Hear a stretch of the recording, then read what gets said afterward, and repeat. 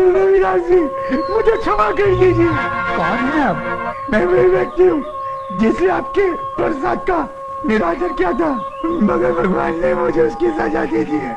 जिस घृणा से मैंने आपको अपमानित किया था, आज उसी घृणा की दृष्टि से लोग मुझे देख रहे हैं। चलो अच्छा हुआ, तुम्हें अपनी गलती का एहसास हो गया, और वैसे भी पश्चाताप से बढ़कर कोई सजा नहीं। हे प्रभु, इसको अपनी गलती का एहसास हो गया है, इसको क्षमा कर दो मेरे प्रभु। जाओ, प्रभु राम तुम्हें क्षमा करेंगे। मैं ठीक हो गया, मैं ठीक हो गया, मैं ठीक हो गया, ठीक हो गया, मैं ठीक हो गया, मैं ठीक हो गया। प्रभु राम की जय, रविदास जी की जय।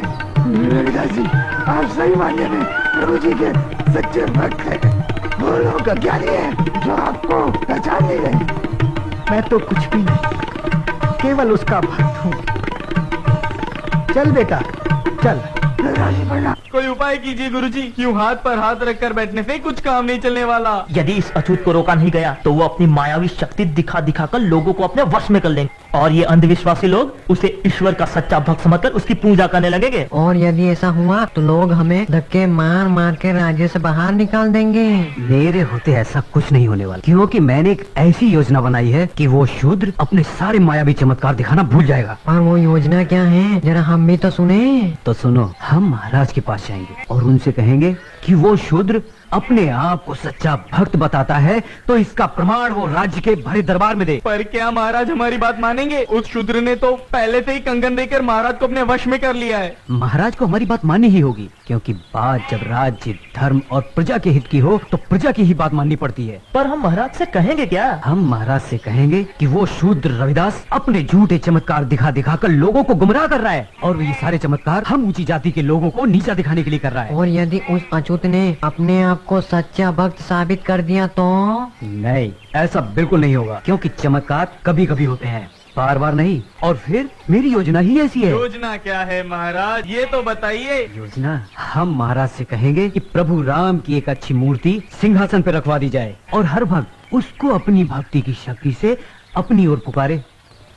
जिसके पास वो मूर्ति स्वयं चल के आ जाएगी, वही सच्चा भक्त कहलाएगा। और अगर मूर्ति हमारे पास भी नहीं आई तो? असंभव, ऐसा नहीं होगा, क्योंकि हम लोगों में से तो एक से एक बढ़कर विद्वान है। किसी न किसी के पास तो वो मूर्ति अवश्य आएगी, क्योंकि हमारे मंत्रों में इतनी शक्ति है कि हम पूरे ब्रह्मांड को अपनी ओर खींच सकते हैं। तो फिर वह मूर्ति क्या है? और दूसरी बात कि हम सब इतने सारे एक साथ हैं, लेकिन वो शूद्र अकेला है। क्या योजना है? अलख निरंजन, आइयो, क्या आप मुझे रविदास जी के घर का पता बता सकते हैं? अबे ओ साधु के बच्चे, क्या हम तुझे शक्ल से शूद्र लगते हैं जो तू हमसे उस शूद्र का पता पूछ रहा है? बच्चा, क्रोधित क्यों होते हो? मैं इस गांव के बारे में अनजान हूँ ना है। रविदास जी इसी गांव में रहते हैं। वो अछूत गांव में नहीं, गांव के बाहर अछूतों की बस्ती में रहता है। वहाँ चले जाओ, किसी से भी पूछो, सब उसके घर का पता जानते हैं। उन सबका तो वो भगवान है, रविदास का बच्चा। हाँ, बहुत बहुत धन्यवाद बच्चा। अलख निरंजन।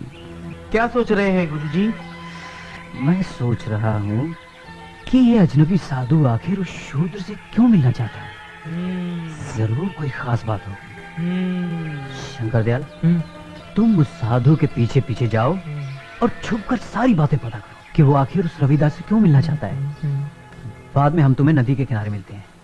अलख निरंजन, रविदास जी, ओ रविदास जी। कौन है भाई? आया, अभी आया।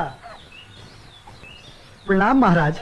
महाराज, आप कौन हैं और मेरा नाम कैसे जानते हैं?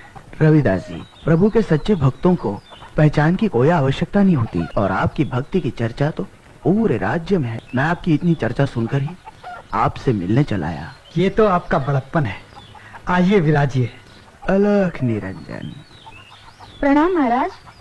लीजिए महाराज जी, पहले कुछ जलपान ग्रहण अरे अरे कीजिए। भाग्यवान, तुम ये क्या कर रही हो? भला महाराज हमारे घर का जलपान कैसे ग्रहण कर सकते हैं?